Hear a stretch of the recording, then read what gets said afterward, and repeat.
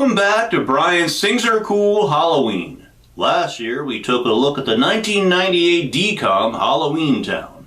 So to close out October, let's catch up with Aggie and Marnie in the 2001 sequel, Halloweentown 2, KALABAR'S Revenge.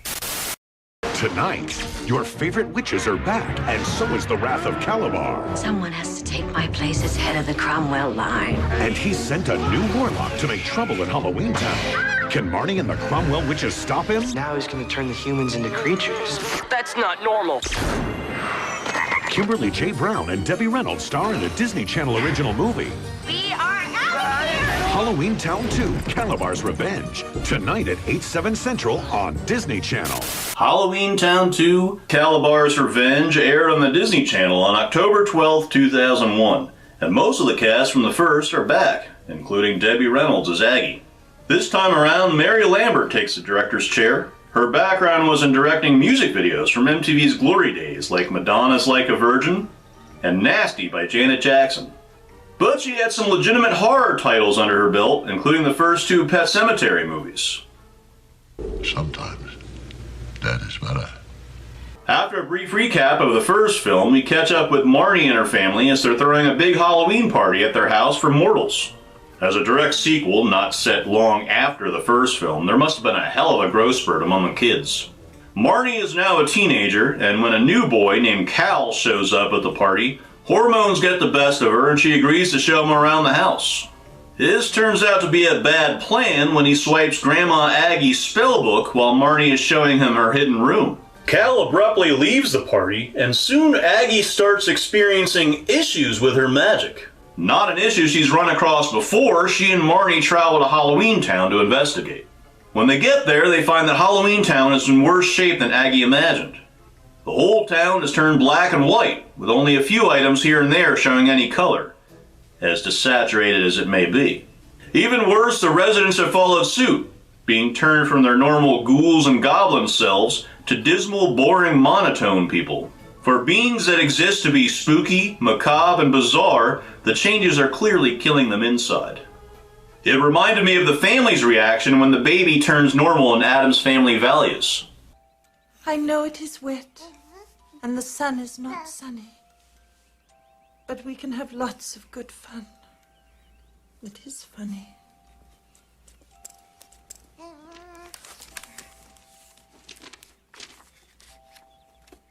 Oh no.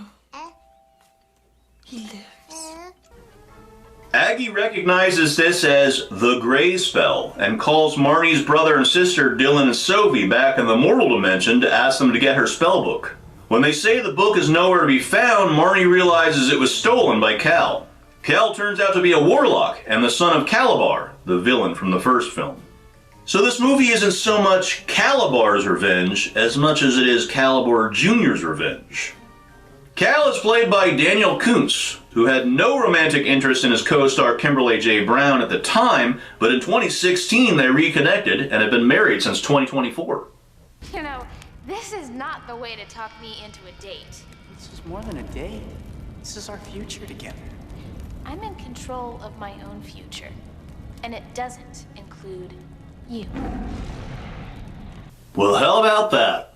Aggie remembers she has a spare copy of her spellbook, and her and Marnie and their goblin friend Luke, currently in boring human form, search Aggie's Halloweentown house in vain trying to find it.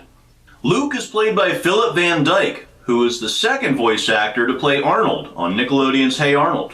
While Marnie is talking, Luke reverts back to his goblin form, making him think the spell is temporary. Which may be all well and good, but the book is still lost. The idea that the book is lost gives Aggie an idea as to where it could be. A small home in Halloweentown, owned by a grumpy ogre named Gort. Oh, well, in that case, take a number. I'm now serving nobody. Just happens to be home to the dumping ground for all lost things in the universe. But it seems the gray spell magic is struck here as well, and it's beginning to affect Aggie. While boring Gort and boring Aggie sort through missing socks, Marnie uses her time travel spell to travel back to before the spell was cast on Gort to see if he ever had the book. We'll just ignore the obvious question of if she had the ability to time travel, why not just go back and stop Cal from stealing the book? I guess it's sort of like asking why Glenda didn't tell Dorothy about the Ruby Slipper's ability to bring her home from the start. Wouldn't have been much of a movie, I guess. Well, it turns out Gort did have the book, but sold it to KALABAR'S Sr. 50 years prior, and... wait. So the villain from the first movie had the book the entire time, and not only that, but Aggie spent 50 years thinking that her spare spell book was somewhere in her house. It's your movie, Disney.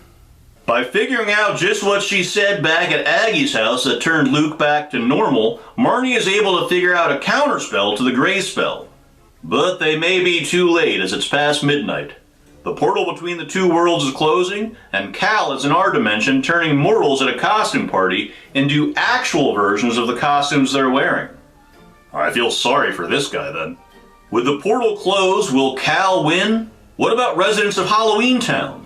Will everyone in our realm be stuck as they are for a year? Again, sorry man. That sucks.